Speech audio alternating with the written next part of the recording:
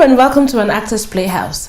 Okay, the last time we talked about script prep and I gave you bullet points on my suggestion, my advice on the steps you need to take to prepare when you receive your script. And one of the things I mentioned was character Bible. So today we're going to talk about character Bible. What is character Bible? Some people call it characterization, character analysis, character whatever. I call it character Bible because for me, the Bible itself means something different to me. It means life. It's the blueprint of how to live life. Everything that has to do with humanity and the world is found in the Bible. So I decided that when I'm dealing with a character and I want to understand the character, I want to know everything about the character that I want to play. So what is my Bible? It means that I get to know everything about the character that I'm playing, because if you do not get to know your character, there is no way you can become that character. So sometimes I see myself as, like I always say, an FBI agent or an investigative journalist or something, where your mission as the actor is not just to get on set and say your lines and all of that, but your mission is to know your character inside out. Like I always say, know the role, meaning know the character, not just the lines. The lines will come when you get to know the role. So knowing your character and understanding how to break down that character means that you want to know who is your character. Why does your character do what he or she does? Where is your character from, and all of that. So I'm going to tell you how I do it. I break it down behind my script, and I'm sure you'll see a picture of it. When I take my script all the way to the back. Behind it, I open it and I do my character breakdown, or like I like to call it, my character Bible. So this is what I do. I write character Bible, and then I go on to write the character, and I write the name of my character. If, for instance, the name of the character is Jack, I write Jack, and then underneath I start to break it down one by one. Now I do this especially when the writer of the script or whoever has written the text that I'm using has not given me a backstory or anything that has to do with what happened to the character before the script starts.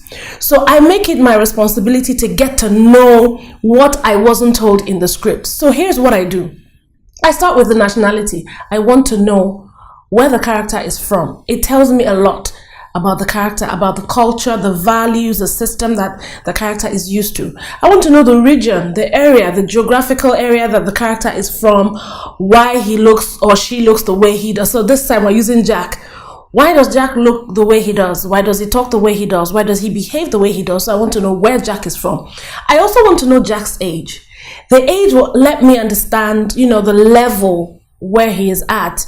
Why does he react the way he reacts? Why does he think the way he thinks? Why does he want to do things in a certain way? I want to know his age range to understand more about that. That will tell you exactly why he behaves the way he does. And then I like to understand the social status of Jack. If the script tells you that, makes it easy for you. But if it doesn't tell you, I want to know if Jack grew up in a poor neighborhood, if his parents were poor, or if he was brought up in a very wealthy home, went to the best schools.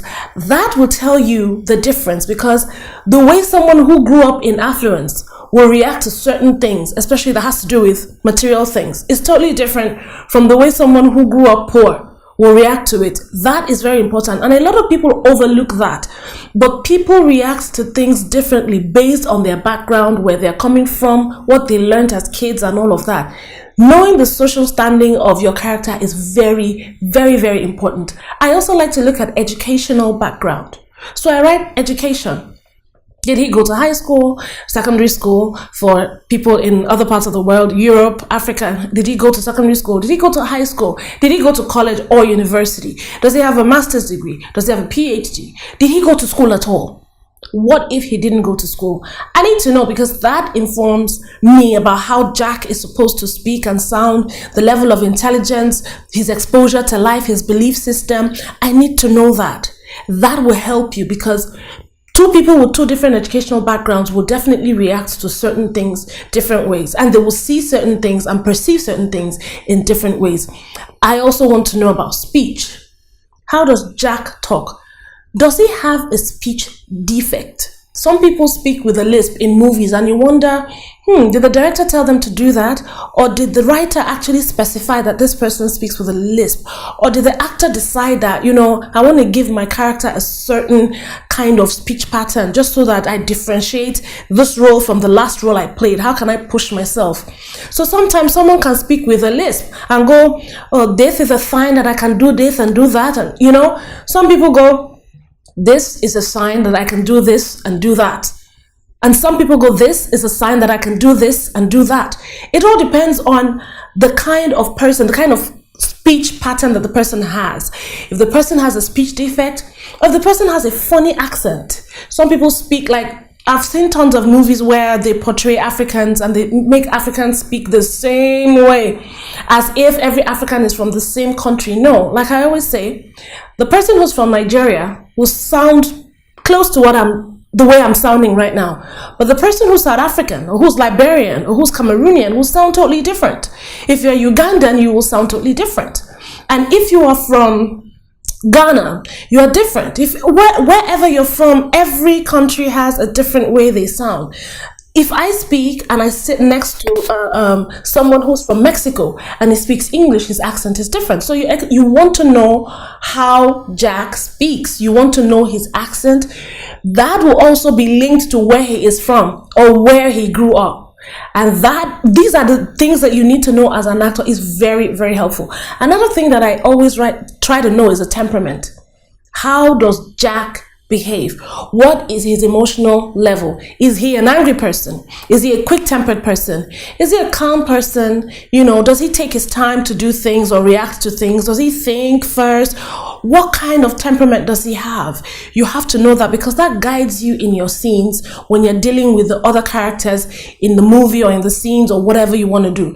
So I also advise to know the traits. Very important. Your personality. Is Jack a cheerful person?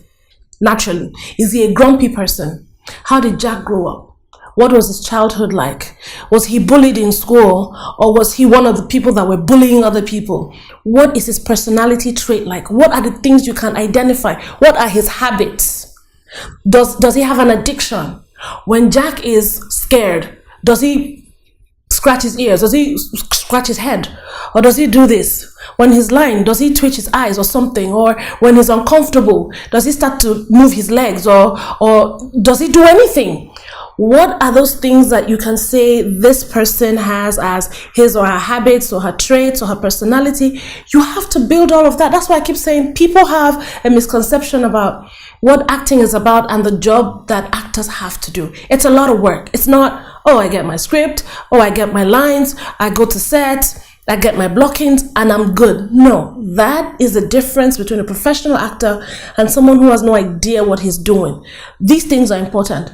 Then I go to the attitude. All of these are tied into one: the temperament, the personality, the traits, the habits, the attitude. What kind of attitude do you have? Some people have positive attitudes, some people have negative attitudes. What kind of attitude does your character have? That is you cannot confuse people in between the movie. Your character has to be defined. That's character definition. Your character has to be defined. If there's a turning point in the character's life in the film, then that has to be clear as well. It has to be defined, because sometimes you watch a movie and you see someone that you suspect is the person or is the killer. You suspect this person because of the way the person looks, the way the person sounds or something. And then you get to almost the end of the movie and find that it wasn't actually the person that you were suspecting. It was the closest friend to the victim that was doing it. And that closest friend in the beginning was probably the nicest person, very sweet and loving and kind. But at the end of the day, she was plotting something. But the person that you felt was too grumpy and too standoffish, you suspect immediately. That's how the human mind works in terms of perception. When we see people, we read them and we believe we know how they are. But if that is the case, then you have to make sure that your character is well defined. Whatever the definition is, make sure you know exactly what you're doing with the character. Study the character, know the attitude and everything. Then we move to disability.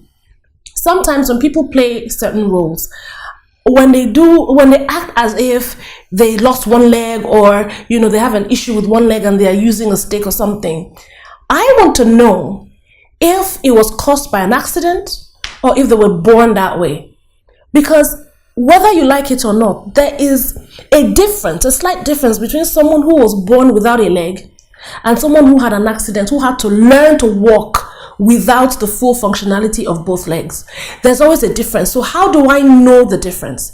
It means that the character, the actor who's playing it, needs to know exactly what that disability is, what caused it, the effects of it, and how it affects the character. All these things, they all sound complicated, but they're really not. If you think about it, it's the same thing.